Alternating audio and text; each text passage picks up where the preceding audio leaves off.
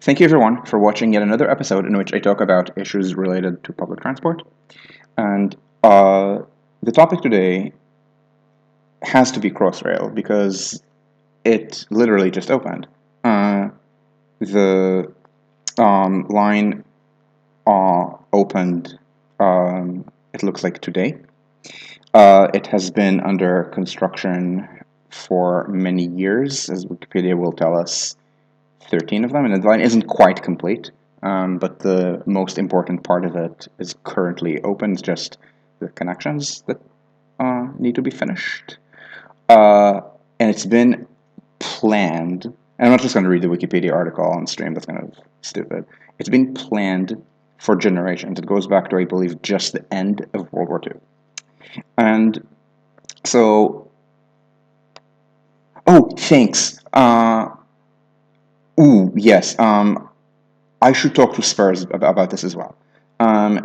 Now, speaking of the transit costs, this is where I'm going to be somewhat apologetic because we expected to have a report of our own about Crossrail, and we do not. The issue is that the topic is too large, and also I was expecting to be in London for a while talking to people a few variants ago, back when we thought that the vaccines would just be the end of COVID, and that was it before Delta. And so I genuinely thought in, let's say, April or May 2021 that by August, September, I would be literally going to pubs with various people involved in this in London who prefer to talk in person, just because a lot of the information in Britain is very private. And by very private, I mean it's not literally classified or anything, and it's just that there's no tradition of transparency. And I'm going to get into that in a little bit. So let's go. So let's be chronological. So by chronological, I don't mean my chronology. I mean Crossrail's chronology. So, London was the first city in the world to invent rapid transit. Now, you can nitpick what is the definition of rapid transit. For example, in Alexander Rapp's map, rapid transit is defined by the presence of grade separation or absolute priority, such as through crossing gates, and through frequency. So to Alexander, it does not matter whether a line is underground or not, or whether it's exactly every 20-ish minutes or much more frequent. And this is why the London map we see here is not just the underground. If you are familiar with the tube map, you will notice there's a lot of extra lines here because these are commuter lines that just happen to run every maybe 15 minutes. And you might notice it starts in 1840. Why? Because already in 1840, this is the London and Greenwich, there was a railroad in London that ran elevated over the city and provided, I believe it was exactly 20-minute frequency service to what from London Bridge to the then suburban part called Greenwich.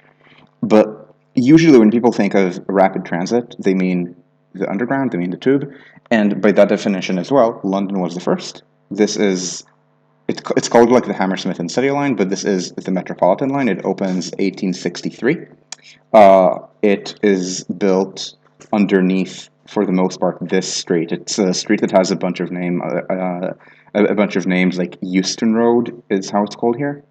And this used to be kind of the northern limit of London, but a lot of the train stations ended up directly fronting it.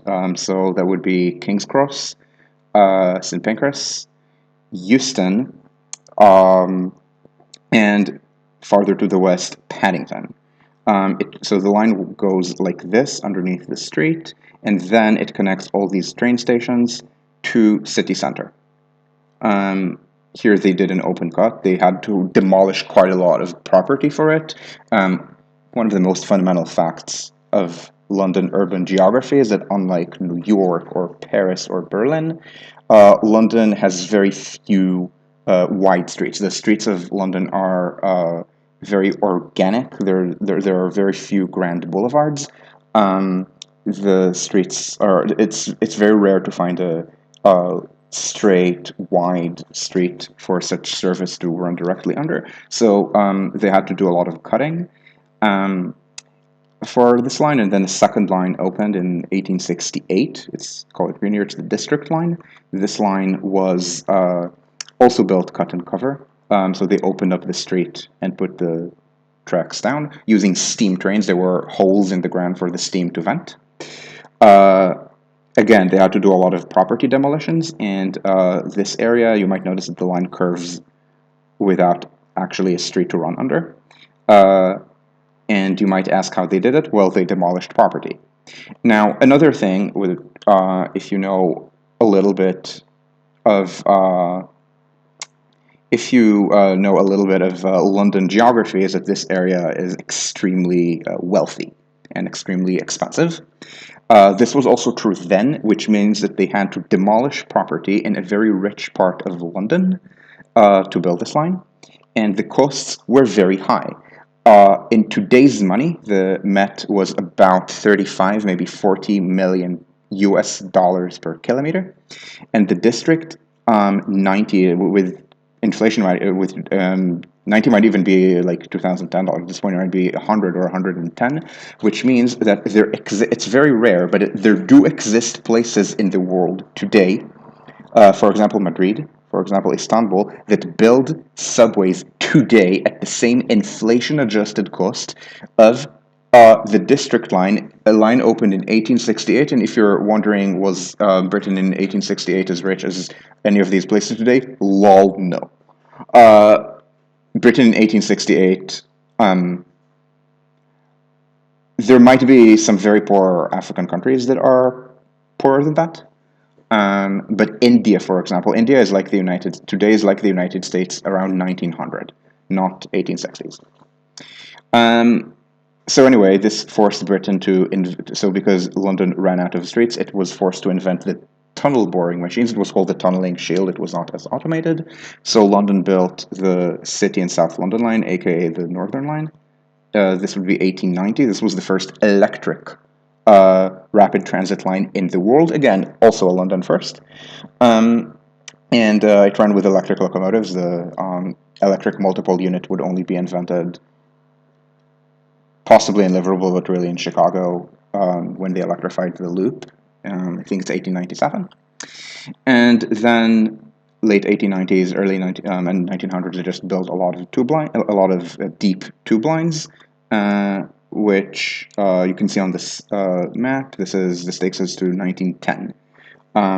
Black is northern, and this black is also called the Northern Line. It's a separate trunk that got merged into the Northern in the 30s. The red is the central. It's the main east-west line. This little thing is called the Waterloo and City Line. It's just a shuttle from Waterloo Station to city center. There's so the southwest to northeast dark blue line is called the Piccadilly Line. The brown line goes northwest to southeast. That's called the Bakerloo Line because it connects Baker Street and Waterloo Station. So these lines form kind of the old core of the tube. And again, this is the Met. This is the district. The district and the Met ran together as a circle because that's how Planet was on them. Orange is lines that were never part of the tube or were not quite proper tube lines and are currently part of the overground. So that's commuter rail lines that are being used as orbitals. And again, you can see that there's a lot of extra stuff here, but a lot of the extra stuff is just commuter lines that were not really newly built. They just were newly made frequent on this map. And proper tube lines, light blue here is Victoria. It's north-south, and this is the West End.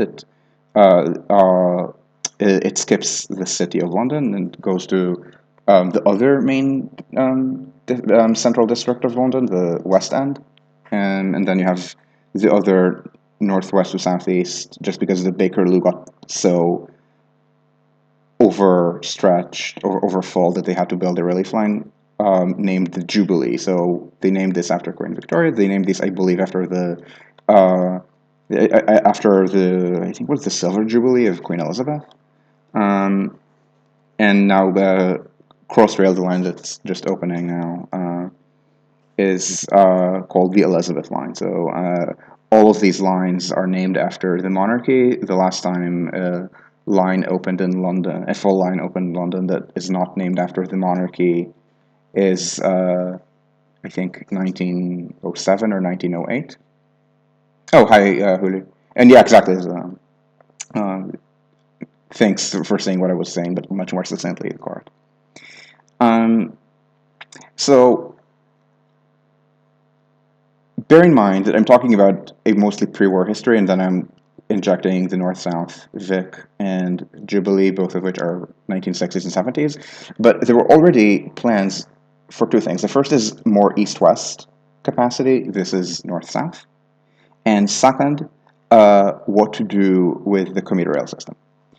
London inherited a vast commuter rail system, which I'm going to actually see if I can go to London. So this is going to be, I'm not sure. So I think the Carto London is just going to be the tube. Let me check that. But London Lines is actually a very succinct. Yeah, this is mostly just the tube, but this does show. It shows the commuter lines, I guess, but but in less detail. So this is from a line called Carto Metro, which is a French site, which is mostly so it starts with maps of Paris, but it also has other things. So they also have a map of London, and of course they will remind us that the Elizabeth line just opened. So this is a download from them. It's the colored line map of London, and but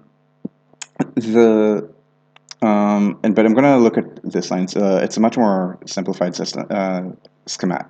It's not schematic. A much more simplified map that will name the lines, which is kind of a useful way of understanding their history here. So the way this works is that England is extremely capital city-centric. No, I do not want to be famous or to buy followers, so let's go ahead and ban. Don't spam. And so I want to say every railroad in London, sorry, in Britain, you notice I'm confusing them. Every railroad in England felt like it needed a London product. Some of them started out with London as one of their termini, or merged into such a system. Like Euston was the London and Birmingham, and that merged into a system going up to Manchester, Liverpool, and not quite to Scotland. They had an ally in Scotland, but close to the Scottish border, where they met with ally. There was a system called the Great Northern with its own allies, which was King's Cross. Paddington was Great Western, and then there was something called the Midland Railway, which which was mostly in this area, and then for London service they kept piggybacking on other lines until they realized, fuck this, we need our own London terminus. This is also a matter of precision. They built all the way to St. Pancras. So it was so a lot of this is just a bunch of old intercity lines that had their London terminals. And it's quite common for all of these lines to have been 4-track. So this means that they had fast tracks and slow tracks, and that's literally in their name. So, for example, this is the Great Western Mainline. It's called Main in Relief, but that's just their terminology. Normally, this would be called fast, and this would be called slow. The Great Eastern, which went to East Anglia, that would be into Essex. That would be main and electric, but same thing. Fast, be fast and slow. They electrified the slow lines first. East Coast, that would be the King's Cross line. It's slow and fast, but they have more than 4 tracks. They have 6 tracks. And this is where they're saying things like up slow and down slow. Midland, fast and slow. Euston, that would be West Coast. So fast and slow, and then there's the Watford DC line, which is an extra pair of slow tracks that were electrified much earlier than the rest. So you have all these 4-track main lines into London, where they and then there are maybe the drunker parts where they had the double track mostly on the south side, mostly in South London, where they have a 2-track line, and then instead of making it 4 tracks with fast and slow, they just build a loop line. So they build a parallel track. Or actually, this is maybe a better example. So Lee Valley. So Lee Valley is 2 lines. There's this one and this one. And this is because they built one and then they needed more capacity, and instead of 4-tracking, they built this, and both have their own local stops for maximum awkwardness. And again, this also exists to some extent in South London in very weird combinations. Like the South London mainline rail network is very complex. And some of them go slow, fast, some are slow, fast, slow. Yeah. So anyway, the slow lines essentially only are useful for commuter purposes, right? I mean, nobody cares very much about travel by train between 2 small towns. Now, in Germany, maybe they would, but German urbanism is not the same as British urbanism. It's mostly just about travel to London. Now, if this were America, I would say it's only about travel to central London at rush hour, but it is not America. In Britain, they have actually been okay, especially in London, about running very frequent service at all times of day. But there's still a peak. There's still an incredibly crowded rush hour. The tube trains I mentioned, Britain has firsts. What does this mean it had firsts? It means that when they built the tube in the 1880s, even as part of when they built it open in 1890, it would have been built earlier. They built it with very narrow diameter, so these trains are tiny. These are in fact the smallest trains by height and width that exist on standard gauge railways. Now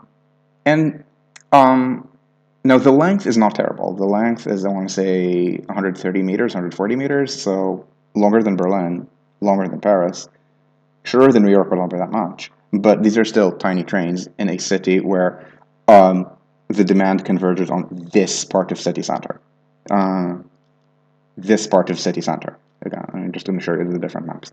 So they needed just more lines and more frequency on the existing lines, which they are doing. They're doing a lot of investments in electronics and not just concrete. So the world leader in throughput in the highest frequency, the world leader in the highest possible rush hour frequency on a metro train is undisputedly Paris. They are capable of running a not very long but decently long train every 42 trains an hour times an hour, every 85 seconds. Even Moscow doesn't quite get that. Moscow is, I think, 39 an hour, so about 93-ish seconds. Now, London is not far behind. London manages to cram a train every 100 seconds on the Vic, and I think the Central is very close to that. I think the Central is 35 an hour. So again, very high frequency.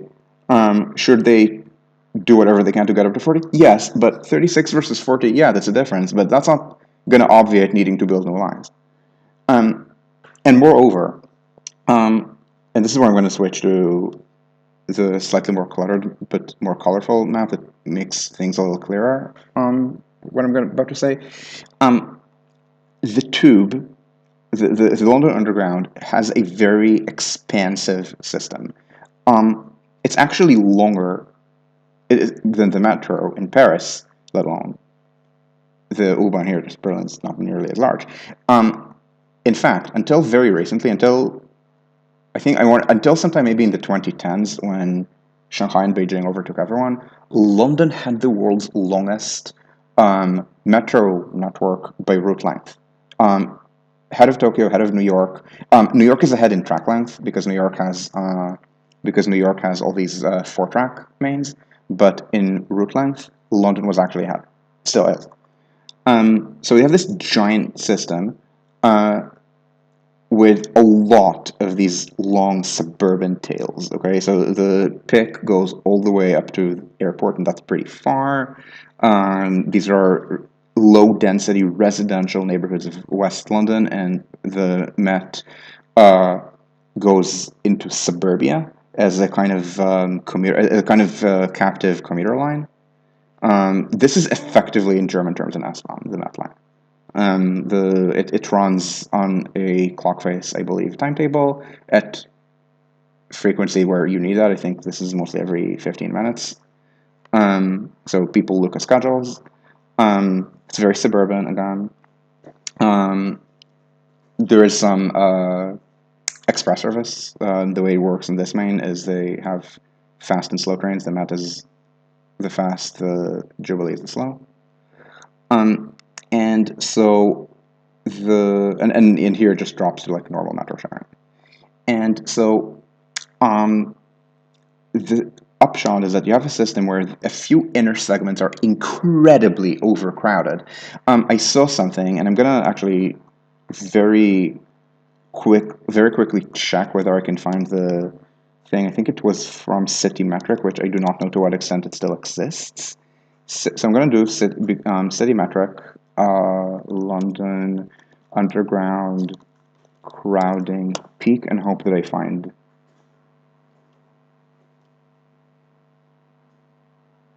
And hope that City.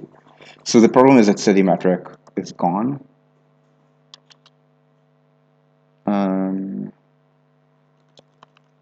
Is it going to be a New Statesman, maybe?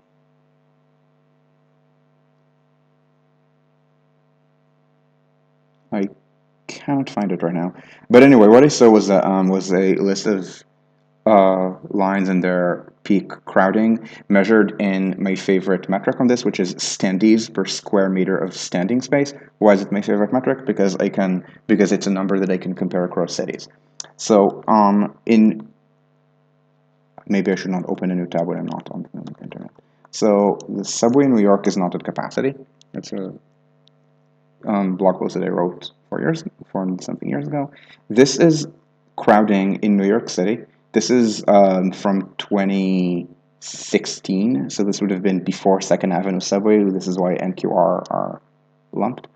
And this is rush hour. I believe it's 8 to 9 in the morning. And this is entering the Manhattan core. Some of these lines are not at their most crowded entering the Manhattan core. The one train in New York is a local train. And so it's actually it's most crowded at entering 96th Street on the Upper West Side because everyone because that's where it becomes the local alongside the Express 2-3. So everyone going from farther north changes trains to the 2-3 and contributes to this worst in the city level of crowding. But anyway, so these are the crowding levels in New York City. Let me check that you can see them. Yes, you can. At rush hour, this is again standees per square meter of standing space on these specific trains that they run. So you have 3 lines that go over 4. One of them has long been understood to be so overcrowded that they built 2nd Avenue subway as a relief line. The L, they're heavily investing in electronics to permit squeezing more trains out of the electrical capacity of the line. London has multiple lines that are north of 5. This is 4 point something. London has, I believe, 3 most crowded lines that are, again, all north of 5 standees per square meter. And those are the so east-west. It's the north. It's not the north. It's the central line. And specifically, my understanding is that the worst is coming from the east. The west has many lines, right? You have the district and the Piccadilly. They're in separate tracks. There's the central. There's Hammersmith and City, and there's also the Met, Jubilee. There's this is the Watford DC line. There's there's the Bakerloo. So many lines, and so there's actually a lot less crowding going west into city center. There's also less crowding going north into city center. And as you might expect, this is related to the fact that these areas are very wealthy.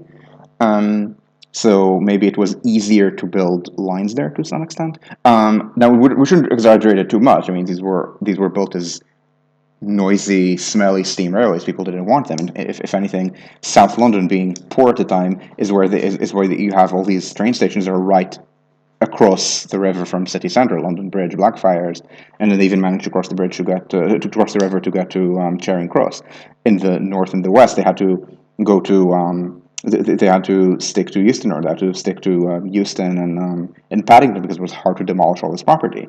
But they also had a lot of random branches that could be turned into underground lines. All these lines are not actually underground. These are old commuter rail lines that didn't have a lot of frequency and were turned over to branches of the tube.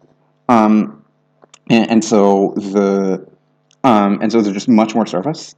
And of course, because there's rather easy service to get into central London, these areas remain desirable. Now, the other side would be where there are fewer lines from the east. Now, East London is almost is basically a cultural byline for urban poverty. Of note, I don't think Oliver Twist actually takes place in East London. I think it takes place in. I think this is where it takes place. But the East End is very well known for its historic poverty, and there are fewer lines, so they're more crowded. And so the central going from I think Mile End or Bethnal Green toward to Liverpool Street. This is the most. I believe this is the peak crowded. This is the most crowded segment of it.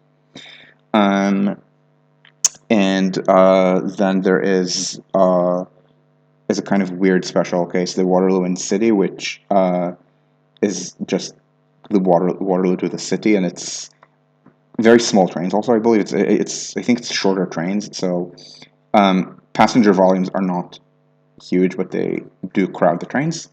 And then there's the Vic line. Lots and lots of commuter lines only go as far as Victoria, where the terminus was built for trains from the south. Victoria is close to city centre. There are jobs here, but I mean it's in Zone 1 of the Underground, but the jobs are mostly here and here, and so the Vic is extremely crowded from Victoria to Green Park. Which is gonna matter to our story in a little bit. So this, which is actually the more middle class line because it's mostly for bankers, and this. So they figured that they need relief lines for these. Now, already after World War II, they realized that they need more lines, and they have these plans for growth, and most of these plans don't really happen because British growth after World War II ends not the best in the world. In fact, might actually be the worst among the big powers. France and West Germany were a lot poorer than Britain after the war. I mean, yes, it was also wartime destruction, but they were also poorer than Britain before the war. They converged by the 1970s. And so they did build lines again. The Vic is from the 60s, the Jubilee is from the 70s, and then they realized, oh shit, we still need to do something about these about these slow lines of the commuter rail, and maybe build more east-west capacity. And then they come up, and then they actually get around to building this. So this is Crossrail. It's already depicted on this map because this map is a couple years old, but the whole point of Crossrail is that it's been something like a year or 2 years from opening for like 5 or 6 years. And so the point of Crossrail is, again, it's an S-Bahn line. It's a commuter line. It's to take the slow lines of the Great Western. Again, they're called the relief lines, but they're the slow lines, including branches toward Heathrow, and then connect them through this with slow lines of the Great Eastern. But not just, because meanwhile, Canary Wharf was built. Now, London is hardly the only city in Europe that's built a high-rise business district, not in city in a new area, not in city center. I think London might be unique in having done that, but also built a high-rise city center. London has high-rises in city center. I mean, nothing that would impress a New Yorker, but I have not lived in New York City in almost 11 years. At this point, I'm Berliner, Parisian, whatever. I mean, this much more than there's in Berlin or in Paris. But there's also this. Canary Wharf is so named because it was a wharf in like the 19th century to I think it's from the Canary Islands, and they liked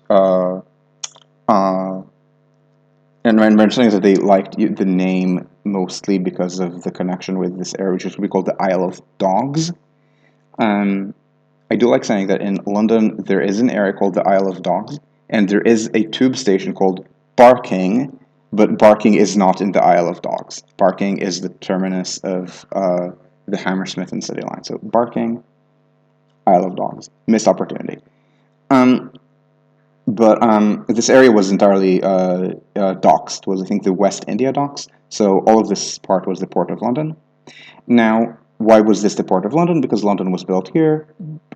Medieval port would have been here, and then it slowly slid downriver. This is always a thing that happens where... oh, hi, thanks, Banker. Thank Banker.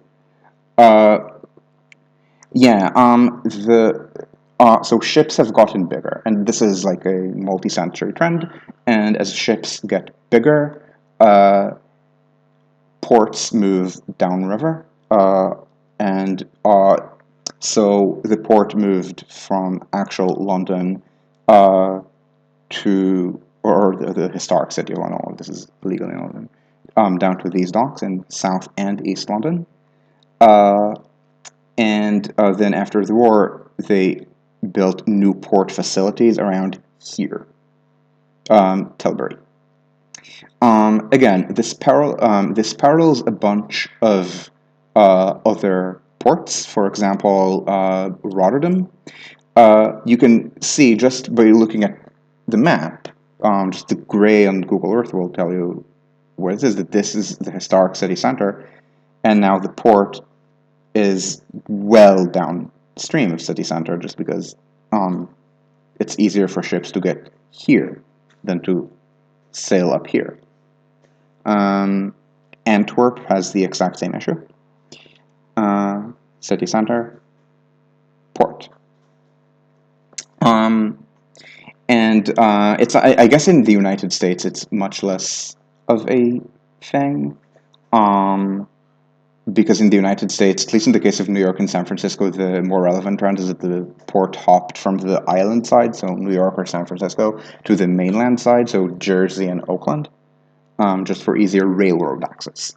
So anyway, the point is that after the war, this area vacates. There's actually much industrial area, much industrialization that vacates the city. Some of it is just deindustrialization, but not just. A lot of it is, for example, coal infrastructure. The railroads were used to bring passengers between London and the rest of Britain, but also to bring coal from coal fields in Wales or the northeast to consumers in London who needed that for heating and to power factories. Now, this changed with the decline of home coal heating and the rise of electricity. So there are all these old goods yards near these stations that there are all these goods yards that were no longer of use and were redeveloped. This is so they were redeveloped as rather desirable areas close to city jobs. This is where so this is partly where the term gentrification comes from. Now, it's not the first part of the world to gentrify. I think New York was contemporary, might even beat might even beat London on this. But the term gentrification comes specifically from Islington, from the changes here. And again, it's not a purely London trend. In Paris, quite a lot of these freight yards were and these rail yards were turned over to higher uses. And for example, one of Paris's business districts, Bercy, is where more rail yards used to be. I mean, they didn't close the rail yards; you could still see them, but they did cut them back. They curtailed them to create more urban land. So this area, the Isle of Dogs, it wasn't railroads; it was port infra, but they rebuilt it as a business district. And it was far away from the underground, because why would you ever build the underground to a random port? So they needed to build more infrastructure to it. So this is the Docklands Light Railway, which is a weird light metro system that only goes through the edge of the city. And so they're also making sure that a branch of Crossrail, this one, will go from Whitechapel to Canary Wharf, and then meander its way to Abbey Wood for connections to the various lines that extend the London Underground. And so there's this branch, and then there's this branch. It's the Great Eastern, and again, it's slow lines connecting to slow lines. And so this is the geography of this line, why it's built the way it is. It's especially chosen so that it can connect to all of the important business districts of London. So this is this is the West End. Then they can't hit Bank. It would be way too difficult to get to Bank. Okay, so in London, the busiest station on the Underground is technically Waterloo, but that is just because of the connection between the mainline trains and the Underground. If you want to find the kind of real busiest station in London, I think I think the trick for that is to see who has more riders. I think it's something like more boardings in the afternoon rush hour than in the morning rush hour. Then it's Oxford Circus, the connection between the Vic, the Bakerloo, and the Central, and then Bank is number 2. But Bank is in the medieval center of London. Getting there is extremely difficult, and so instead of doing that, they got very close, generally close enough for whatever you need for people who actually work here, as opposed to people who are changing trains, because Bank, Liverpool Street, it's like not even a kilometer, and the jobs are here all over. So they're serving the city through Liverpool Street. They're serving the West End. They're serving Canary Wharf, and I'm going to check again just to make sure that. Yes, Canary Wharf is the section that opened. Yes, okay, good.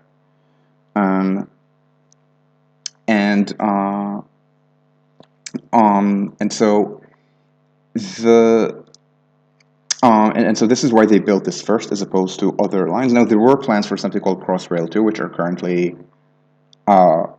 cancelled. I think paused more than cancelled.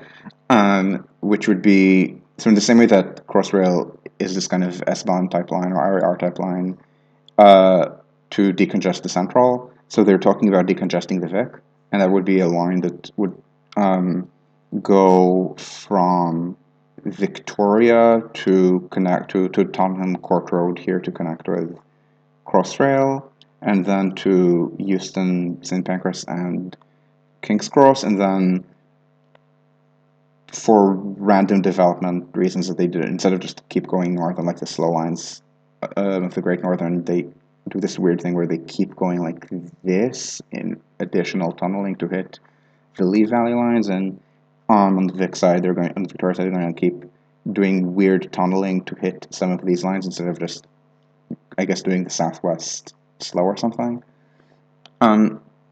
So, as I said, Crossrail 2 was the second line because it's only hitting some of these destinations, not all of them at once. And again, it's also canceled because because the costs are extremely high. And so, yeah. Oh, yeah. As I said, XR2 is not actually canceled. They've done so much work on it, and it might be paused. I think that they need to downscope a lot of it to just the central tunnel and then use the existing lines as opposed to do the weird thing with the tunnel to the Lee Valley lines and the weird tunnels on the south. One of the London Rail fans I know suggested, so while we're meandering to Crossrail 2, the issue with Crossrail 2 is the line that they want to connect. So the core part of Crossrail 2 is Vic, Tottenham Court Road, and then a connection that makes sure to have some pedestrian walkway underground to Euston, but is really about King's Cross. So go Fripp. So instead of doing just go like this, and then on the south, and this is just a political issue. They just try to they just think that it's easier to redevelop here. On the south, there's actually a more interesting issue, and the issue is that the southwest main line, this one, only has 4 tracks, and they're not overcrowded. The trains are crowded, but they have room. They can run more. I believe it's 16 trains per hour at the peak on each of these track pairs. But they're already seeing it grow to capacity by the time they build Crossrail 2. And so they think that 4 tracks are, in the long run, not going to be enough for this. So they want to add a 5th and a 6th. And the idea is that Crossrail 2 is just going to meander and kind of like be the local 5th and 6th track until they hit Rains Park or something like that. And meanwhile, it would also weave around for some kind of connections with the northern. The problem is the stations are often the really expensive part of building a complex urban metro rail line. It's not always the case. If you're building a suburban extension, the stations are rather easy because you can cut and cover them in usually relatively open areas. But certainly, if it's within city center or even within well-developed urban neighborhoods like this part, like Wimbledon, then the stations get to be really difficult. And in London, there are no discounts. In London, everything is being built deep tube. The stations are not built cut and cover. The closest thing on Crossrail to a cut and cover station, I believe, is Canary Wharf, where they technically, yes, built in cut and cover, but they had to move the water away. They built cut and cover semi-underwater. I believe the dig volume at Canary Wharf was the figure that stuck in my head is 320,000 cubic meters of dig. And so let me actually check this now. Canary Wharf dig volume Crossrail. I'm forgetting whether I read this in the Groniad or the BBC. Yeah, that would be the Groniad.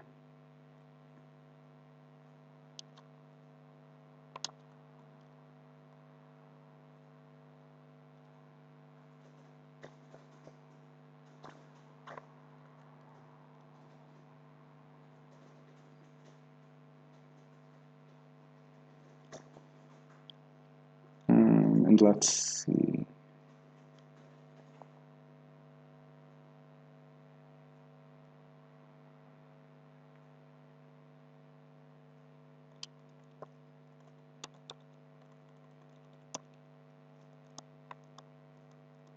So they're not telling me what the dig volume is here. No, I'm not going to accept all cookies. Also, you should stop asking me questions about my cookie. I don't want to read your cookie policy. I just want to say that I don't accept any cookies.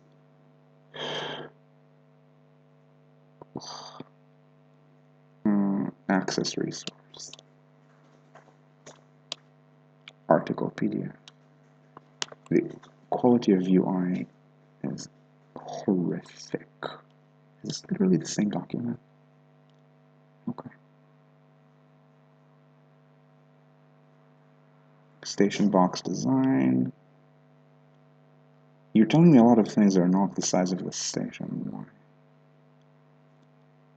Okay, so first of all, you might also notice that this is a giant thing. We're talking about base slab at level -6. Yeah, level -6 means enormous digs. And again, these are long trains as well.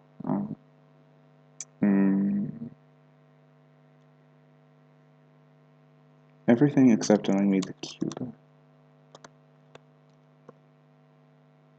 Okay. No, this is the exact same one, just different sources. Okay, I can't find this, but anyway, the figure that's stuck in my head is that it was 320,000 cubic meters. And just to put things in perspective, Second Avenue subway, the stations were about 160, and they were oversized. So again, giant stations. For the digs, most of them were built, were mined, which always makes the cost a lot higher. So you want to, at any rate, avoid building a lot of stations if you can help it. Now, obviously, stations are important for passenger access, but if it's just a capacity thing, you can skip the stations. So the railfan idea that I got from Martha Lauren, aka NKRW, is if for some reason it's impossible to widen this line to 6 tracks, which it is absolutely possible, just means replacing the slanted berm with retaining walls. If for some reason you need a tunnel, which again, you do not, put the fast tracks in the tunnel, because the tunnel cost is the same and then you save the stations. And none of the proposed stations here is like an especially important connection for the network.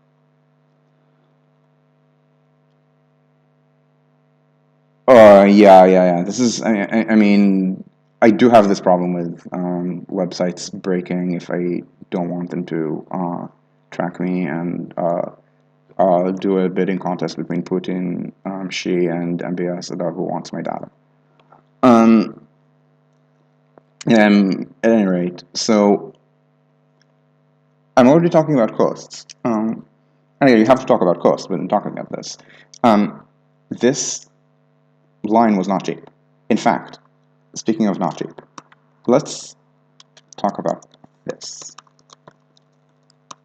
This is not the first time that I wrote about construction costs in New York, because I wrote blog comments in at the very end of 2009 and then throughout 10 and early 11. This is when this was my first blog post as opposed to comment. Crossrail is already here. So when I started this, my comparison set was these two, the New York lines, and then Jubilee line extension, Oedo line, and Oedo, Fukutoshin, U55, and Paris 14. And then they added a couple here as well, you can see. Please do not quote these as, but by the way, some of these have run over since. And Crossrail, you might know, is very high up there. I was actually surprised. I expected, oh yeah, costs outside New York are $250 to $500 billion a kilometer. Wait, why is Crossrail so expensive? And by the way, it's not. And by the way, this is incorrect. It's not $1 billion per kilometer. It has run over actually, but some of these costs are not the tunnels or not the underground parts, but connections on the surface. I believe that if you prorate the cost over onto the actual proportion that's just the underground part, you get 800 or 850. But this is still extremely expensive. Remember, the global... So on this blog post, I'm saying the typical range is 100 to 300. The global median is 250 when you exclude commuter rail. Now, commuter rail examples include Crossrail. So Crossrail should be more expensive, but we should understand why. And partly it's that, and part of the reason for the commuter rail premium is that commuter rail tunnels tend to be built in very difficult places. Why? Even Crossrail, to some extent, has this. Crossrail runs from Paddington to to I'm forgetting whether that's connection to Stratford. Yes, to Stratford and Abbey Wood, relatively central parts of London. And moreover, the stations are big. Now, if this were a regular metro line, it's possible it would have gone into the suburbs, right? Because you need to build metro lines not just through the city center, but through places that connect to city center. And the whole point of Crossrail is that at least on the west side in West London, this pre-existed. That's the power of commuter rail. That's the power of the S-Bahn. Yes, you build the really difficult, tunnels in the most difficult part, that is to say city center, but you don't need to build as long of a system when you leverage the existing commuter lines.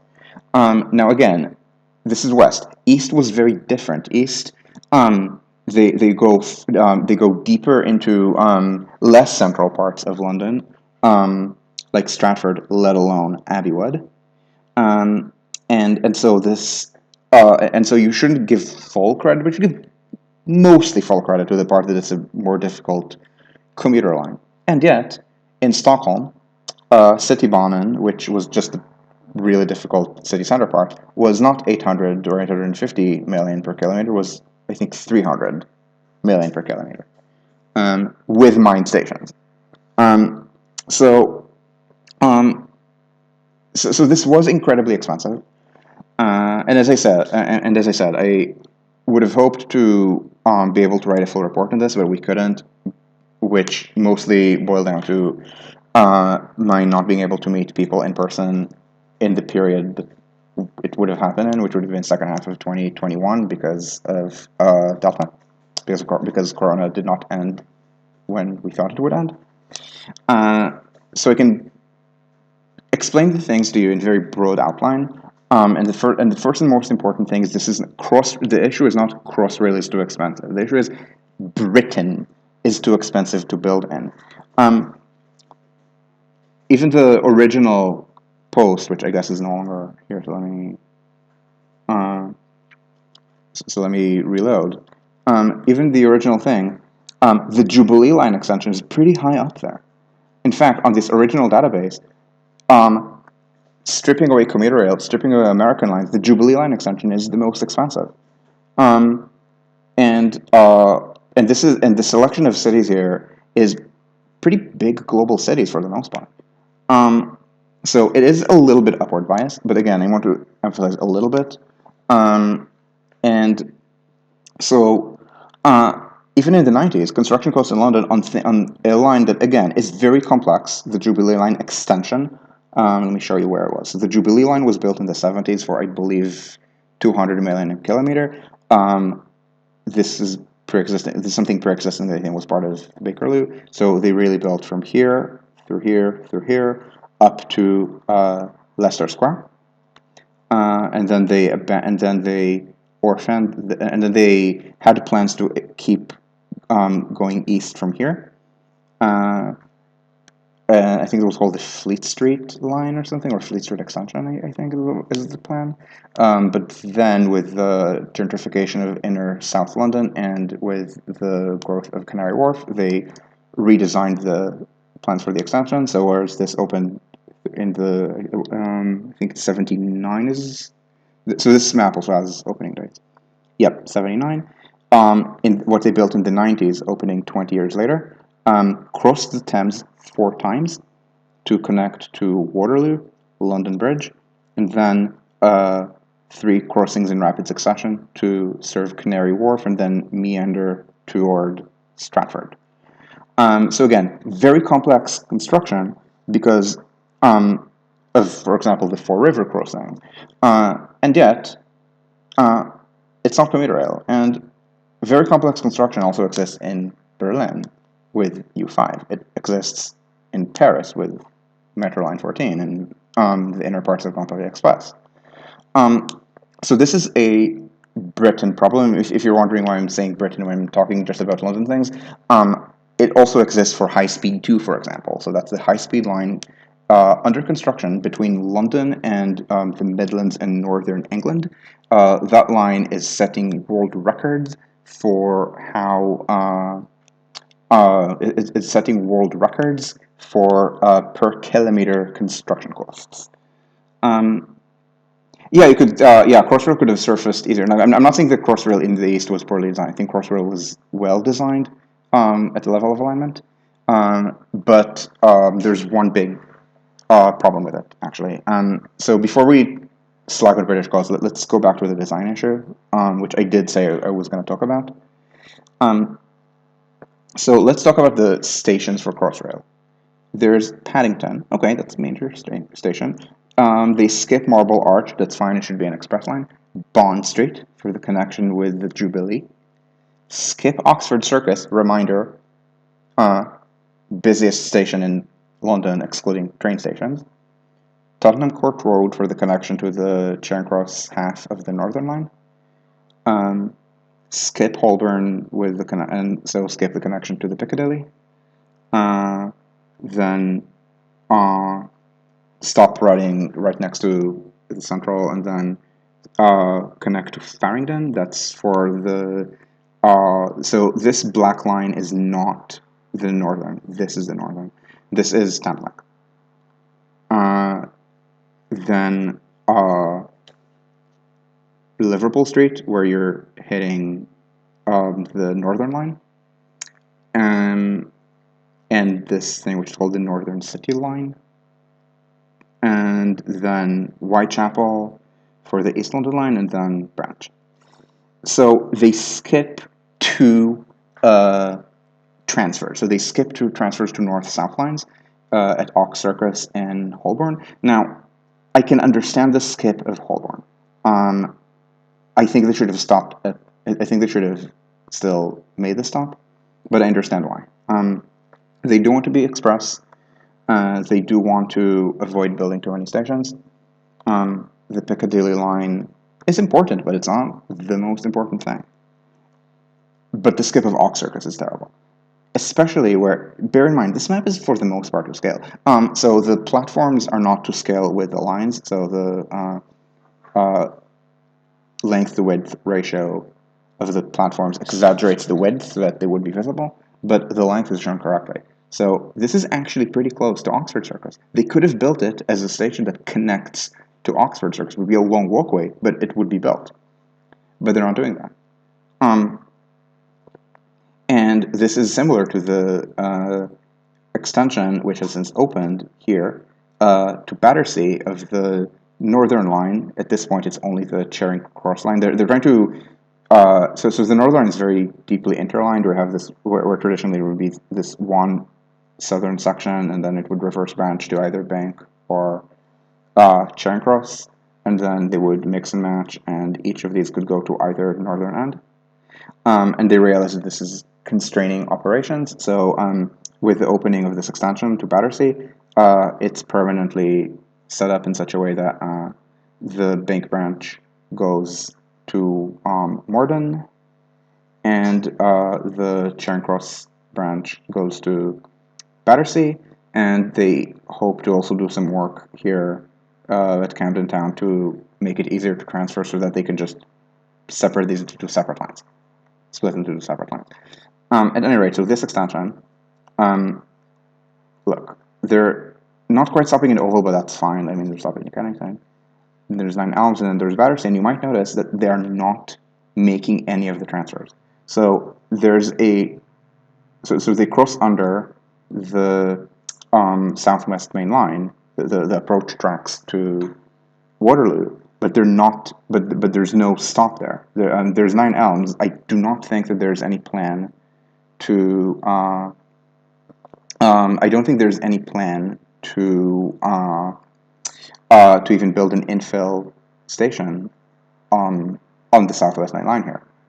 And even if there were, remember, Crossrail 2 hits Vic. It's Victoria. It would not even be a Crossrail 2 stop. And they're also missing the Vic. And this is intentional. They're actually making the system less usable. Why are they making it less usable? Because they don't want people to make that transfer. They're mortally afraid that more people are going to ride the Victoria line. And recall, Victoria to Green Park is one of the three most overcrowded segments of the system at rush hour.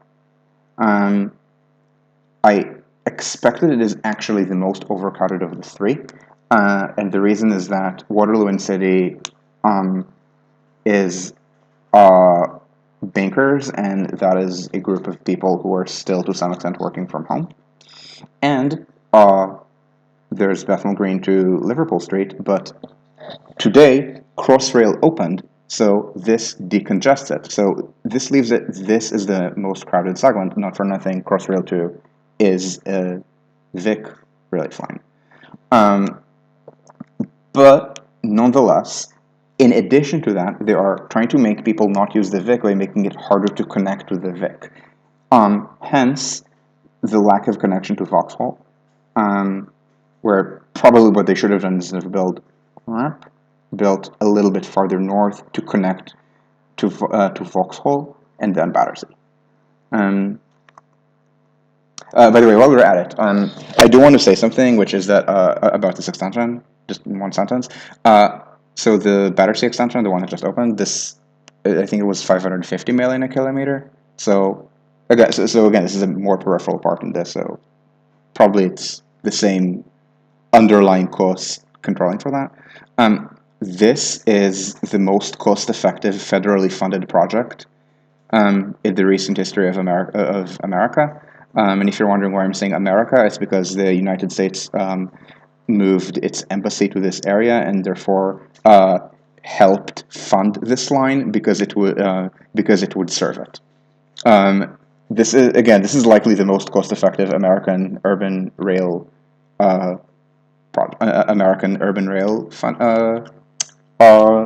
federal fund. Because the construction was done by Brits, which is pretty bad, but Brits are not Americans.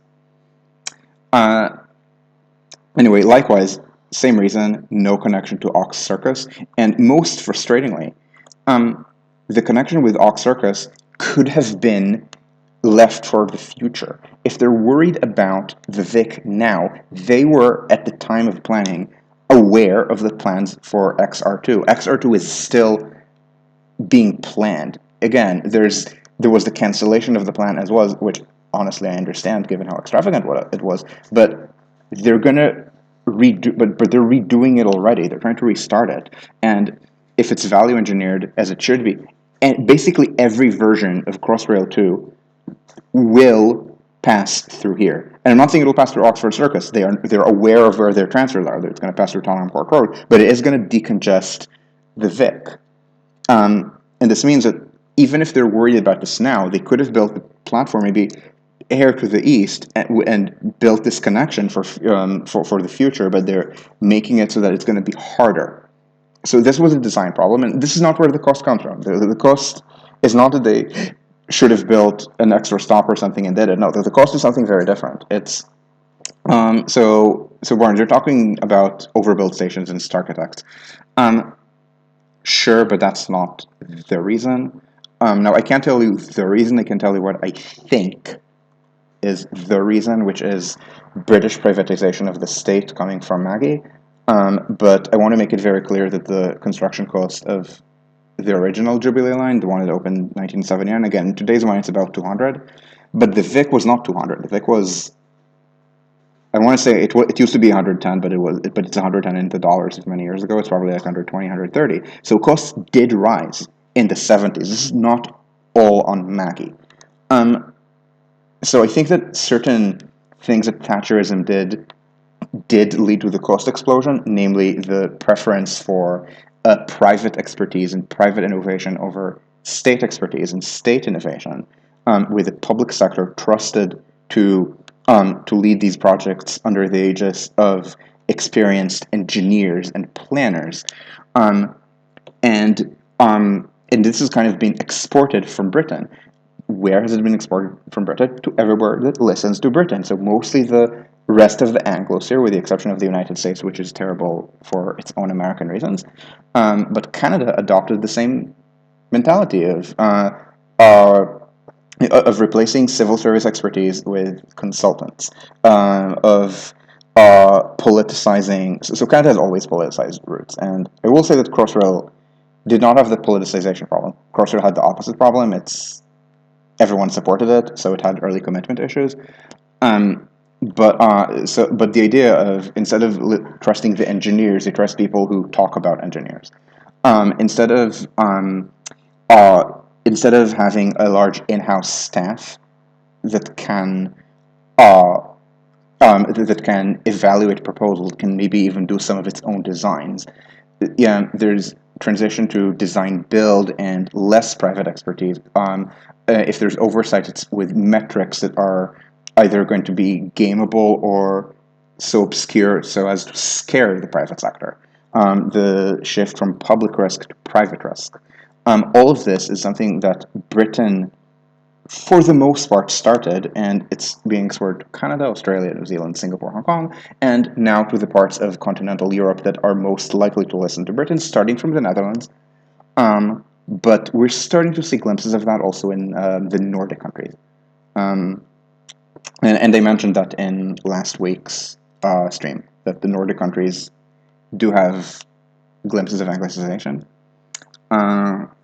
With course, again, to be very clear, are not Anglo. They're not even German. They're not even French.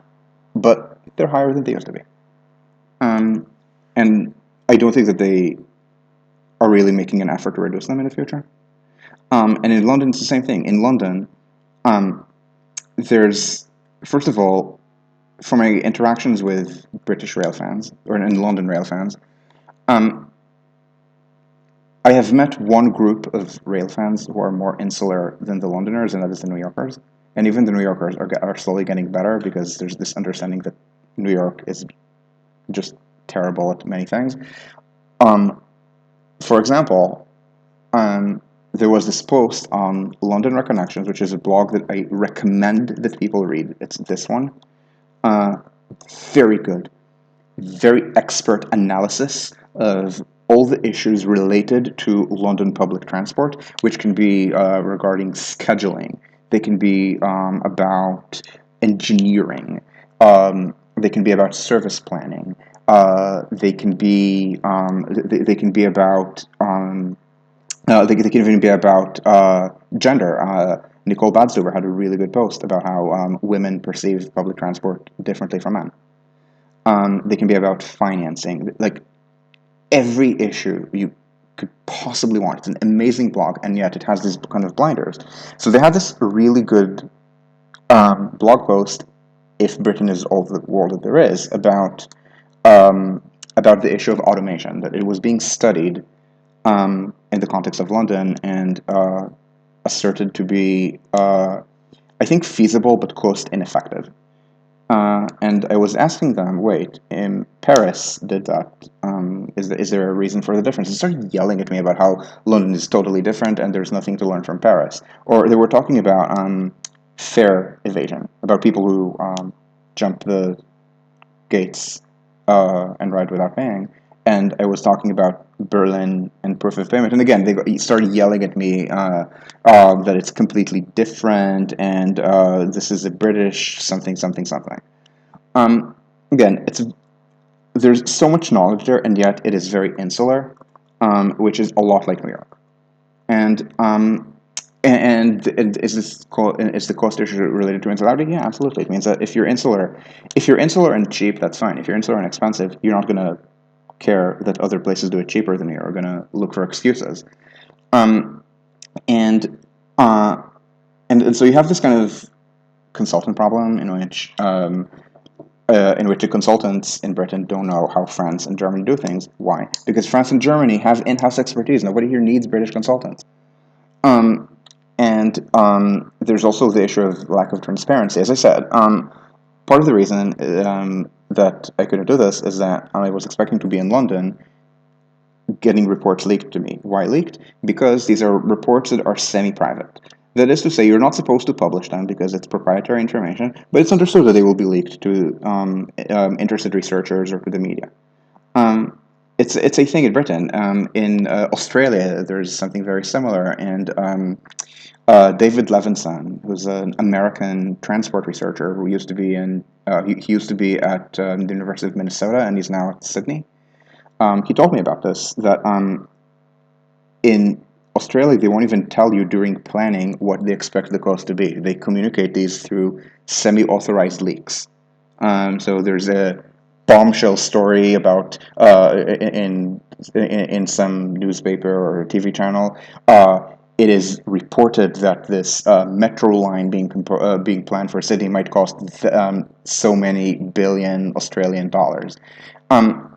This is how they communicate with the public. It's always through plausible deniability. I mean, it's not really plausible, but through what they think is plausible deniability. I mean, deniability that's probably about as plausible as when Putin says that the Ukrainians murdered themselves in Bucha or something. Yeah, rail fans do have this insularity problem, but there are gradations, and Germans, for example, understand that the rest of Northern Europe exists. Explaining to them that France exists and might have something to learn from is difficult. But over here, for example, Northern Europe is their oyster, and the same is true in the Nordic countries. In France, it really depends. Sometimes France is their oyster. Sometimes all of Western Europe is their oyster. In Southern Europe, all of Western Europe is their oyster. In Eastern Europe, you probably know better than me. My impression of Eastern Europe is that all of Europe is its oyster. But getting Europeans to understand that Japan exists and Korea exists and Taiwan exists. I mean, do I need to pull up charts of Corona? I mean, it might be less of the absolute meme it was before. Eventually, one of the Omicron variants killed Taiwan. By killed, I mean they're all triple vax at this point, so not actually killed. But just as a reminder, in the year 2020. Taiwan had 115, I believe, domestic corona infections. Not 115,000, 115. And then they were zero COVID until the variants came. And the number of Europeans who had any interest in learning how to do that, how to also be zero COVID, was a number that is divisible by every single positive integer. If you get my drift, Not my drift. No. And so but again, in Britain is their oyster. It's really bad. They understand that France has high-speed trains. They like them. They're trying to do the same in Britain.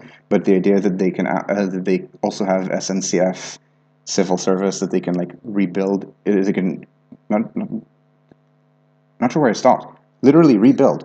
Britain is not America. America never built a depoliticized civil service. Britain did, and then threw it away because Margaret Thatcher thought that everyone was like Sir Humphrey because she only interacted with people at the level of Sir Humphrey and not with the level of experts who are 2 levels subordinate to him. And so rebuilding the civil service is absolutely possible. I mean, you could depoliticize civil service. I mean, in Italy, they got rid of the Tangentopoli. But it does require Britain to understand that it has a problem. And if you don't understand that you have a problem as Britain, then you're just not going to be able to build very much, to the point that you can plausibly just name every line that you build after a monarch, because you're literally only going to build one line per monarch. At this point, they're going, Crossrail 2 is going to be called the Charles Line, and then Crossrail 3, if it ever happens, is going to be called the William Line. And then the next thing is going to be called the George Line. So so this is something that is really important for British planners to get that. Not only are they not cutting edge, they literally just said, we're at the cutting edge, we finally open this. No, you're not. You're building something that Paris has had for 45 years. You just opened something that Paris had 45 years ago. And and that maybe Berlin and Tokyo had even earlier because they built it early enough in their development. It could be done without these tunnels. And maybe Paris is currently building even more of these at much lower cost than London, because there's something about Parisian institutions, about French institutions, that leads to more efficient construction than British institutions. I wish Gareth Dennis were the worst. Gareth Dennis is incredibly informed about a lot of things.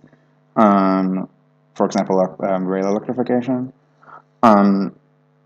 As I said, if he were the most insular Brit, Britain would be just like imitating Italian and Spanish costs already.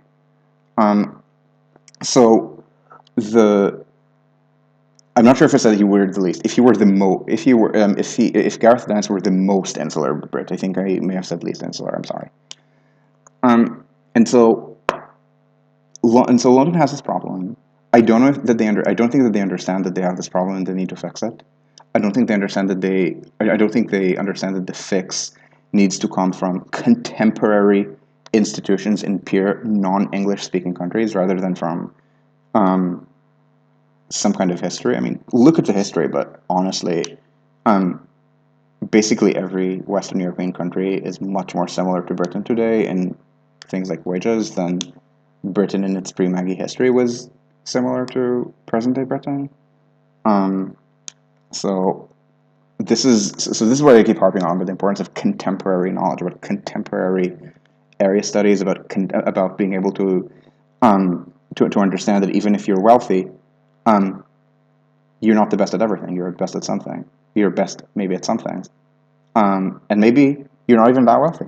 I'm sorry, but Britain is not especially wealthy by Western European standards. Its top 1% are especially wealthy because Britain has higher inequality than we do or than France does.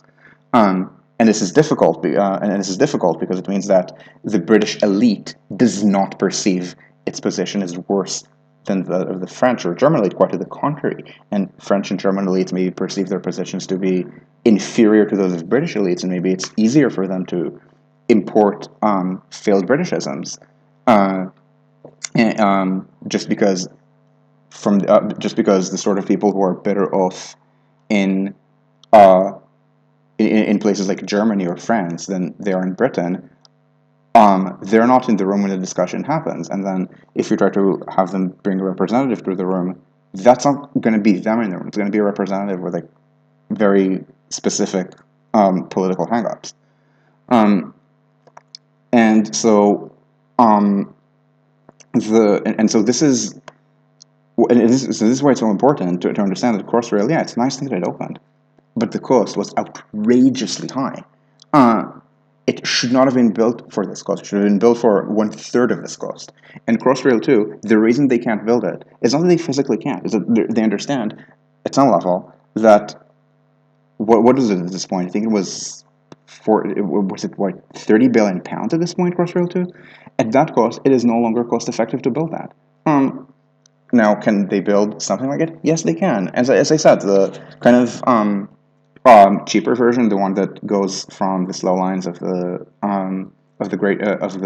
East Coast Mainline to then St. Pancras, Euston, Tottenham Court Road, Victoria. Ideally, there should be some way of stopping at these, but I would not murder people if they express around Tottenham Court Road to Victoria and skipped Piccadilly Circus or something. Then just go straight here to the slow lines of the Southwest Main Line. It's just that the construction costs are such that it's difficult for them to build more than a handful of lines of extremely high value. And the same is true of New York, of course. In New York, can they build things of extremely high value, that is to say Second Avenue subway? Yes, they can. They did build Second Avenue subway phase 1.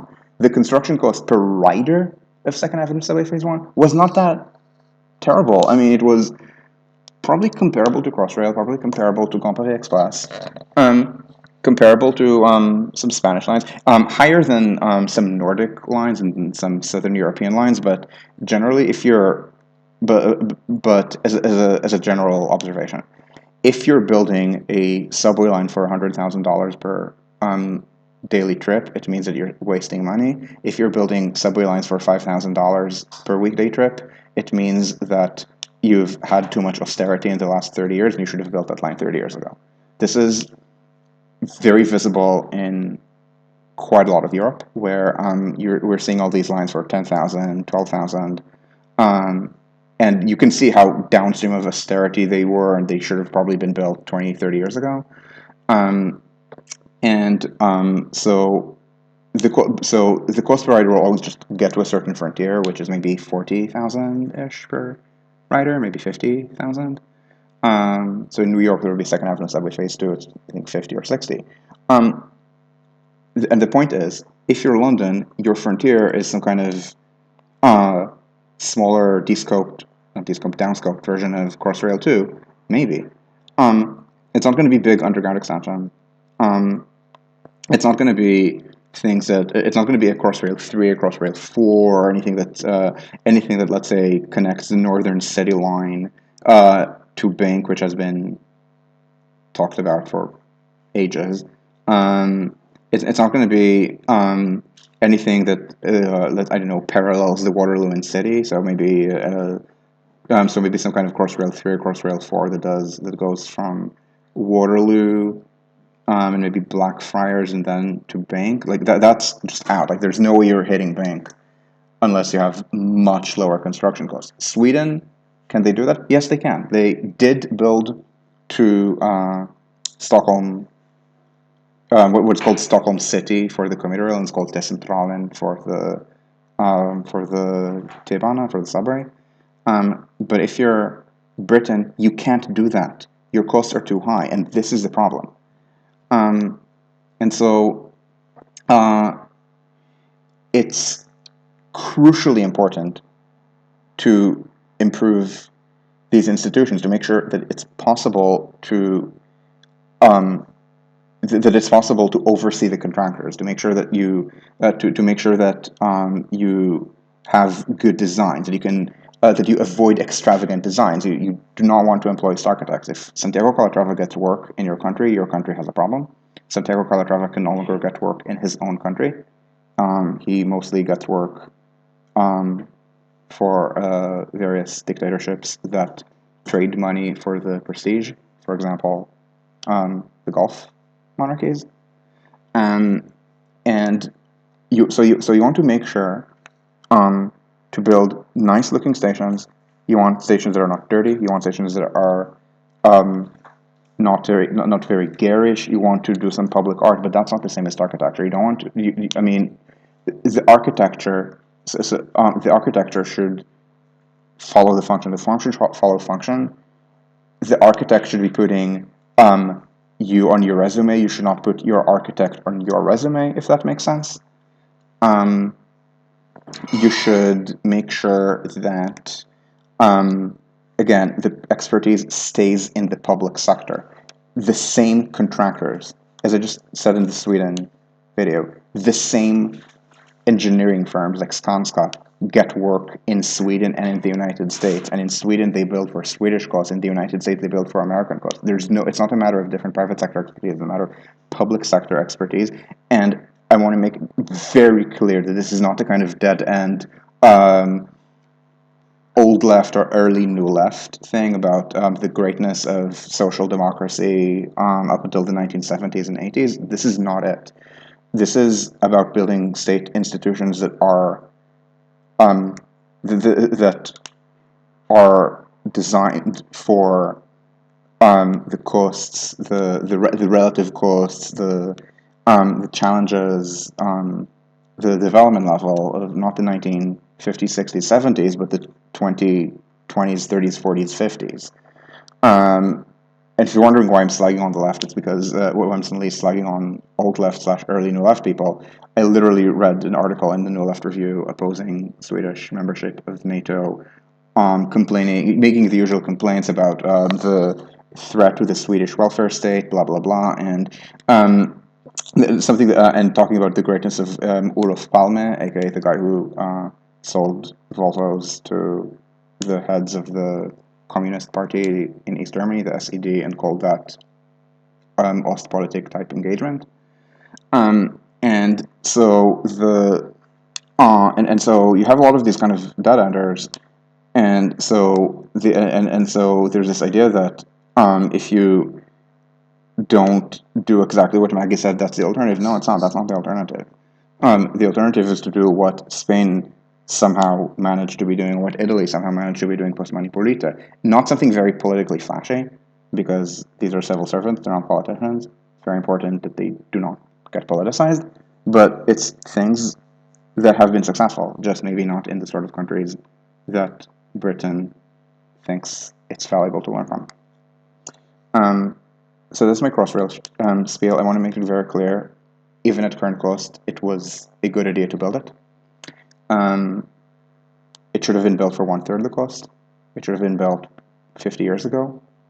But that it has been built is a good thing. Crossrail 2, again, the cancellation at current cost, if they can't descope it somehow, I think it's a good idea that they canceled. Again, it's not a proper cancellation, it's a pause. And please descope it. And long term, and by long term I mean 5 to 10 year horizon, not 50-year horizon. Make sure your costs are not British. Your costs need to be Southern European. They need to be Korean. They need to be Nordic, ideally the Nordic of 20 years ago, not the Nordic of today. And this is what we see with Crossrail, and any plans for future Crossrails. I'm going to stop here and take questions. And I hope to be done around 9, but we'll see how many questions there are. By the way, Borners, you were saying that we need to do a media blitz when our report comes out. You're in luck.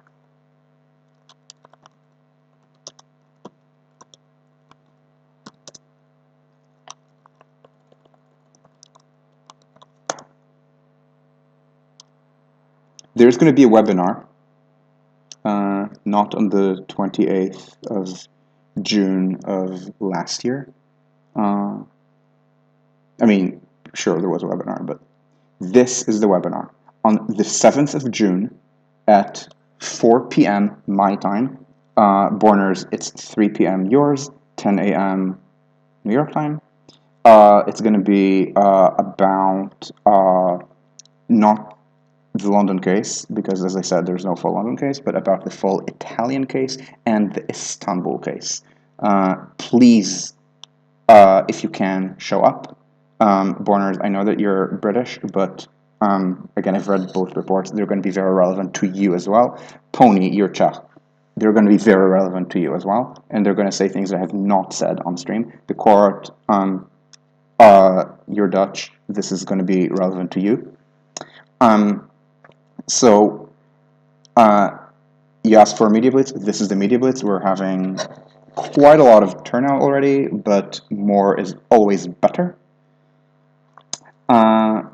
So thanks for this. Thanks for this opportunity for me to slightly hustle, and by slightly hustle I mean not hustling my stuff. Why do projects constantly underestimate? Wouldn't it be smarter to overestimate and deliver early? Excellent question. Why do they? Okay, I'm going to do you first, and then I'm going to do the thing. Thanks, Bernanke. Why do they constantly underestimate? First of all, there's a psychological issue with optimism bias. This is, if you believe Fluvbia. Now, I don't fully believe everything that Ben Fluvbia. Reminder: this is how the name is spelt. Any complaints about the name should be sent to the manager of the Danish language. Don't worry, they all speak English now. So in Fluvbia, cost overruns, ridership shortfalls, and schedule overruns are all a matter of optimism bias, or sometimes just lying to the public and politicians to secure support. Again, I don't fully agree with him. I would say, regarding wouldn't it be smarter to overestimate and deliver early, that there is an issue where if you say that where there are contingencies, this is a thing. So Crossrail, for example, tried to reduce the contingencies and then it needed them. But the issue is that if you say that something will cost £15 billion, and you have a way of doing it for 12, it will still cost 15 because all of the extras that you descoped in order to fit in the budget, you can just put them back in. And so there is a somewhat Parkinson's law of this, and this is especially bad if you're following Flaubert and focusing on how to reduce cost overruns rather than absolute cost. If you defensively add to the budget, then the budget will be expended. If you defensively add to the schedule, then you will reach a schedule. Remember, the Sweden report is not out. The Sweden report could have been out at the end of April, but we got a deadline extension and then another, and so I'm just going to spend more time writing the Sweden report, and that's fine. The Sweden report is going to be a little bit better, but I mean, if people had stood on their hind legs and said, "Alon, the Sweden report will be publicized on the 30th of April, 2022," there would have been a Sweden report on. So will there be a recording? I believe so, but I will ask. So this is what the issue is that it's very difficult. So it's biased in the sense that construction, in the sense that costs and in the sense that costs and schedules tend to slip but not go early, just because of this kind of Parkinson's law issue. Of note, ridership contra Flaubert, ridership estimates do not tend to be too optimistic nowadays. They were in the 1980s in the United States. By the 1990s, after they realized, oh shit, we're getting all of our costs and ridership wrong, they managed to redo the ridership, and on lines built in the United States in the last 20 years, they've mostly met projections. Flaubert other source of ridership shortfalls was developing countries, where a lot of the metros were being built just as the country was entering middle income track in Latin America. Or there were some ridership shortfalls in Korea and Taiwan that were made before 1997. I mean, economic crises do happen. And maybe that is a bias just because of the timing of crises and what it does to infrastructure. But overall, it's just a Parkinson's law thing to a large extent. Do I have a formula for calculating headways on single track lines? It depends on how long the single track line is and what the rest of the supportive infrastructure is. If you have a small pinch point, I have written timetables that would have a train every 7.5 minutes in each direction for a very short pinch point in which the station, with double track stations on both sides of the pinch point to rearrange things. This is an edge case, don't try this at home. If the line has interference with other lines, forget about it. If the line has a lot of single tracking elsewhere, then probably not.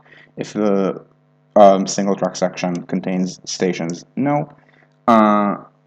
Again, in the limit, every 10 minutes, every 15 minutes can be done. Again, every 7.5 minutes in a very weird edge case. Again, it really depends. What are my top 3 tips for keeping public officials, institutions, admin in shape? What do you mean in shape? If you mean cost low, if you mean how to keep costs low if your costs are low, keep doing what you're doing. Organically hire more people in the public sector. Raise wages for the public sector planners to make sure that they are at or slightly above market rate. You want to make sure that the best work for the state, not for consultants telling you that you should privatize the state. This is keeping in shape. You mean the Copenhagen system? Yeah. So it depends on your signaling. So the Copenhagen Metro has top of the line signaling because it was built from scratch in the 90s, driverless, and so they don't have to deal with any kind of legacy bullshit. So they run, I forget whether every 15 or every 20 minutes overnight. I believe they've done both, and they've alternated, but and maybe they increase, maybe they decrease, but they're capable of, I believe, running every 15 minutes overnight with single tracking around obstacles. Again, you can do that, but as I said, it depends on supportive infrastructure. In the case of the Copenhagen Metro, these are long single track segments. I believe they only have, I believe the way this works is that they have in the entire system, in the original system, 3 places for crossovers. So it's not very short pinch points, it's longer pinch points. Uh, but um, but everything else is very supportive. It's a captive line. This is overnight, so the ridership is not very high, so you're not going to get random crowding artifacts. Um, and again, the signaling is very good. It's not about moving or fixed blocks. It's it's not about the braking distance. The braking distance adds seconds. Like moving block signaling basically does nothing for you on a mainline and on the metro, sure, but that's not the limiting factor for Copenhagen. Um, but by the way, Will, so can you explain more to me what you mean by keep in shape? Because as I said, if your costs, like, if the Italians were to ask me what to do to keep their costs low, I would have a very simple recipe for them. If the Turks, the Spaniards ask me, if the Swedes ask me, I would have very ready-made tips for them. If the Germans ask me, it would be more difficult. Germany is not a low-cost country; it's a medium-cost country. Um, but the real hard case is how to reduce costs. Is how to turn the Italy of the 1970s and 80s to the Italy of today. Do I think the Bakerloo extension should go cut and cover under the old Kent route? Yes. I also think that they should do something to reduce their construction costs, because right now I don't know to what extent they can cost effectively extend the Bakerloo from Elephant and Castle to the southeast. For people who don't know, so this is not me just crayoning extensions. This is something that's actually been discussed. Um, it's not it's not going to be depicted because it's only discussed. It's not something that's um, already. I mean, these are literally already open. But just a reminder: at the time the map was made, there were a few years from opening, both the Elizabeth line and the Battersea extension.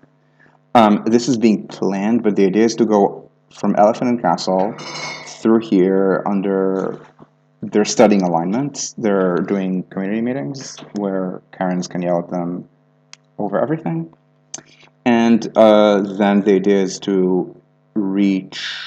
So the idea is to take over the Hayes line, which is this line. It's this kind of weird orphaned commuter line that isn't part of a bigger trunk. And so the idea is to get here and then I believe they're gonna get to. I think the idea is to stop in Lewisham and not in Greenwich. But the idea is to somehow get to Lewisham and then Lewisham. Uh, but anyway, yeah, it would be useful to go cut and cover, but nobody again does cut and cover except for stations. So all these really low cost examples are not cut and cover under anything like Old Kent. Okay, thanks, Frankie. How does Lausanne manage its single track segment? I have no idea. I don't even know what the frequency in Lausanne is. Lausanne is in general very weird. I believe Lausanne is the only metro system in Switzerland. Generally, Switzerland has preferred S-Bahn tunnels to metros. Ed, you talked to a planner about the depth of the yes. Yes, you should keep pushing for cut and cover in San Jose.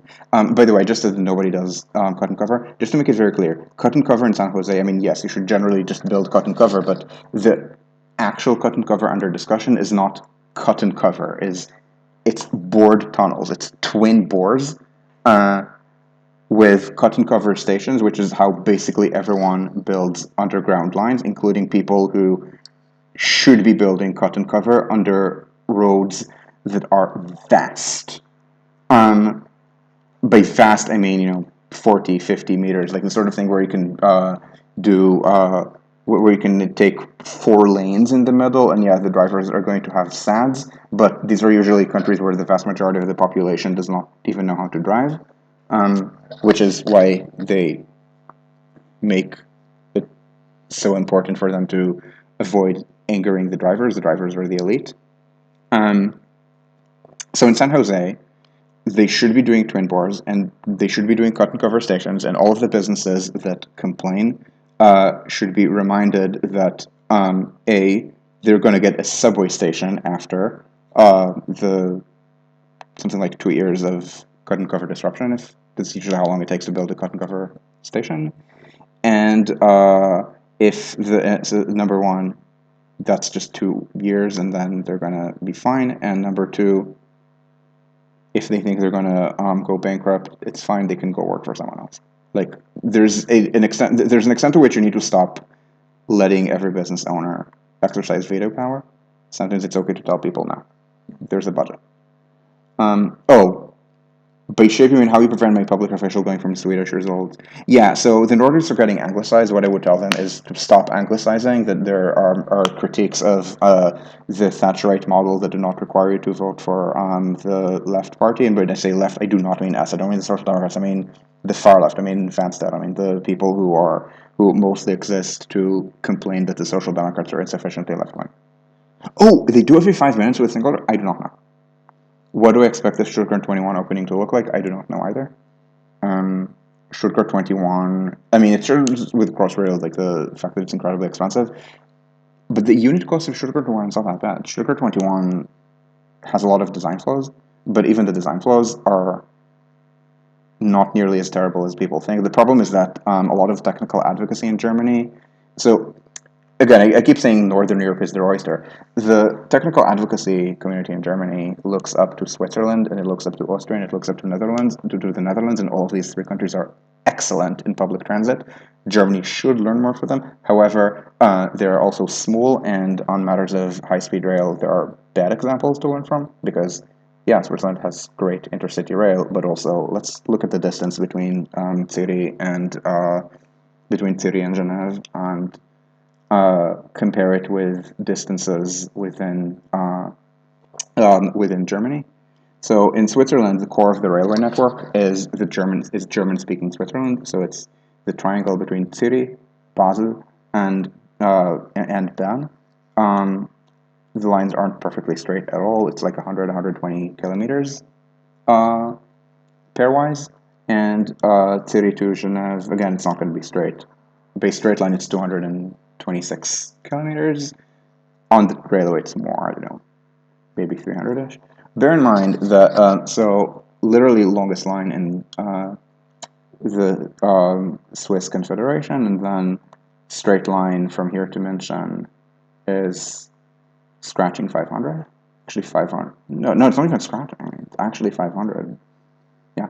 And on the railway, it's like 600 something. So, yeah, we're talking more than twice the distance. And again, Zurich to Geneva is rather peripheral to the network. Most of the network comes from things that are hourly, that are an hour apart. This is not an hour apart, so high-speed investments are good. Stuttgart 21 as a station is awful if you are planning on Swiss-style operations. That is to say, trains that are expected to average 120 kilometers an hour, give or take. They're designed around timed connections and around hourly pulses. Now, in Germany, we're not doing that. I mean, there's a little bit of that in the Deutschlandtakt, but we're not going just that. There are already faster lines in it. From here to München, the average speed on a Sprinter is, I think, 150 something. On a non-Sprinter, it's like 140 something. And the Deutschlandtakt is even planning on boosting the average speed of a normal train from here to München to be just less than 4 hours. So same as a Sprinter. So again, 150 something kilometers an hour. And if if it's just under 4 hours and you do some extra high speed lines, then maybe it's not going to be just less than 4 hours. You can push it down to less than 3 hours, and then you have actual high speed, and then you're going to get a lot more ridership than just what can fit in a half hourly takt.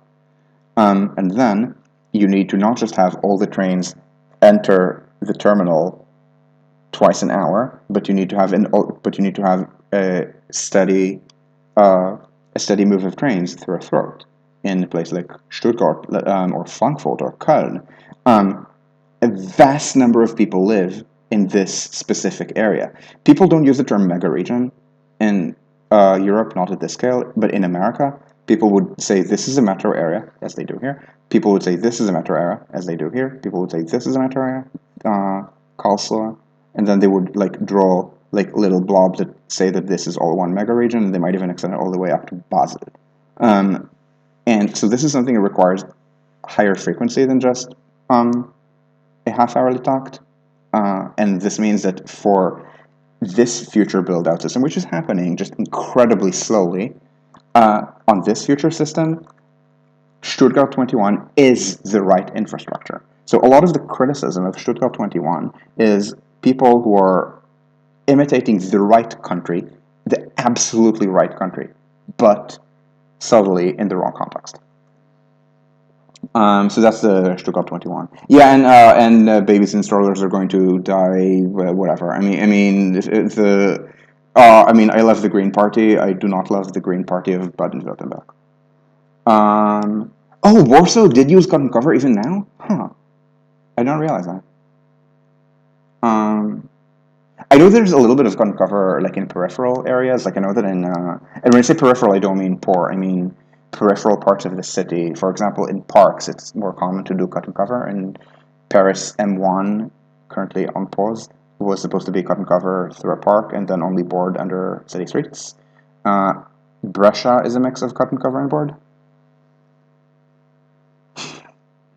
Yeah, yeah, agreed. But I will say that Olkiluoto 3 is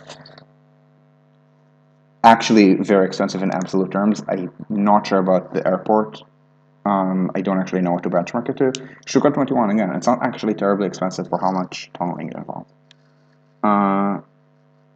The north-south line in the Netherlands was just, no. That was just really expensive.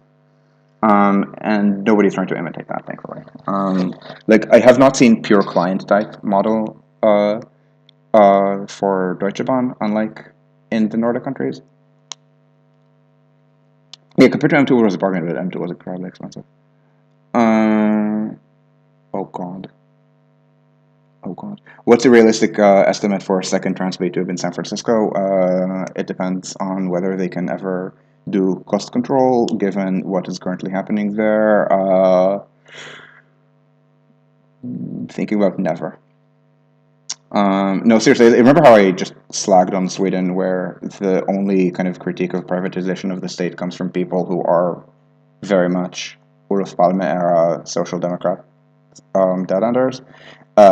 In San Francisco, about the only people who are openly willing to say sometimes the government goofs and is inefficient are the sort of people who think that the purpose of the state is to hire more cops in order to kill more people. The Swiss are not very afraid of very fast switches. Yeah, the issue is not switches. So Stuttgart 21 has pretty high speeds throughout the. I want to say 80 kilometers an hour, and I think that the central tracks, the ones that are for the most intercity trains, are going to be 90. And that's fine. I mean, you don't. I mean, you want to make sure you're not at 50, but the difference between 90 and 160 over a stretch of 400 meters, that's not actually that important. You'll notice it if you timetable to the second, but it's not. Yeah, I mean, BR is legitimately a worse project. I just do not know what to benchmark it to. I just know how it is to use BER when I fly or when I meet friends who come here and want me to meet them at the airport. And the part where they have stairs where it's not always possible to find a matching escalator, or the part where they have these glass. Instead of having these glass panels, they have these glass panels, but only at the very top. But they have these black lines that are like black strips on them so that people would see that these are glass panels that they should not walk into. But again, they only start maybe 2.5 meters above ground level. So you see them; they're very prominent, and then you realize, oh right, I'm not 2.5 meters tall. I can actually walk under. So yeah, BR does have worse design problems. Uh, um, okay. Yeah, so about the communist building things board, remember that the Soviet method is to build things deep board. So Moscow did a little bit of cover early and then it transitioned to boring everything. And this is despite the fact that London, as a reminder, which heavily inspired the Moscow metro to the point that they used British engineers and then show trialed them for random bullshit and then expelled them. They did not kill them, they expelled them. London, we saw before, does not really have straight wide streets to cut and cover under. Let us look at Moscow. Does this look to you like the kind of environment where you would need to invent deep boring? How wide is this particular street, which the ring, which is Zircon line does not run under, but the garden ring? Yeah, yeah, yeah. Uh, so again, it's a, I won't say a Stalinism. I'm forgetting whether Stalin. I think that parts of Line One were cut and cover, so I don't know to what extent it's something that's pure Stalinism or like Khrushchevism or something that got exported all over the Eastern Bloc. And I say all over the Eastern Bloc, China does do a little bit of cut and cover. Uh, switches in the context of widespread single tracking. Yeah, but I mean, it's not the issue is not high speed switches. Like you can build a switch or any speed you'd like. And on the metro, I mean, building a 50, so a metro, on a metro, you're not running faster than 50 kilometers an hour anyway. And a 50 kilometer an hour switch is not actually a hard thing to build. It's what, I mean, a weird situation in which I somehow don't remember the German formula, I only remember the American formula. The American formula is number switch times 2 equals miles an hour. It should be, if you have modern switch design, instead of times 2, it's times 3. It's a little bit less than 1 to 5 ratio to kilometers an hour. Yeah, so it's like an 1 in 12, 1 in 11 switch. Yeah, that's not a difficult thing to build. Like, they have this in some of the most constrained environments ever. Yeah, and then, yep. Yeah, this part I did not realize. Okay, did I reach the end? Yes, I did. I said 9, it's 9:07. Are there any further questions about either Crossrail or things that people have asked me in the last, I don't know, 15, 20 minutes?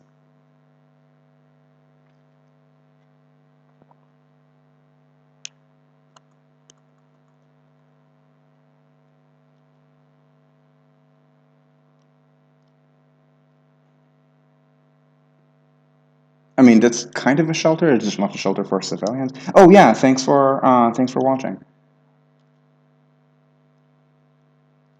Why is the color here different from the color? Like here you're in a gold color, here you're in a green color, and I do not know why.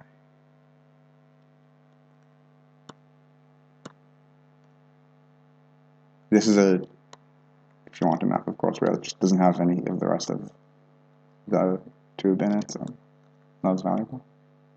Why don't I say Elizabeth Line? Because I'm used to calling it Crossrail, and I don't object to calling it Elizabeth Line. I just switch between them.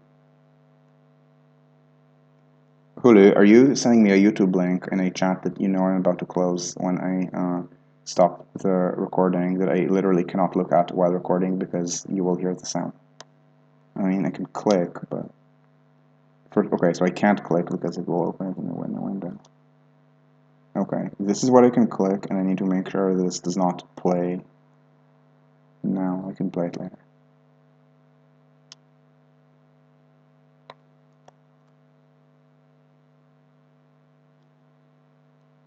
Okay, it's gonna be in my history. Anything else?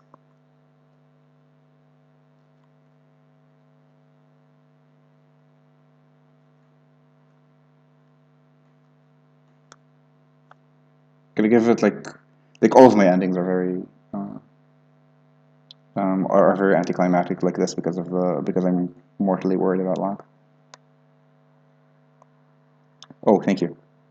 Um, Thanks for watching. I'm really interested in this Warsaw issue about how they about the Warsaw issue and how they built gun cover in the 90s. That's really interesting. I should talk to you more about this. So yeah, thank you all for watching, and I will see you next week with another topic. And then, but in 2 weeks, no, because in 2 weeks, remember, this is when Elif and Marco are presenting. Yeah, Elephant, sorry, Jerusalem Damascus, because I never remember the actual internal links. It's going to be a webinar, and you should all attend.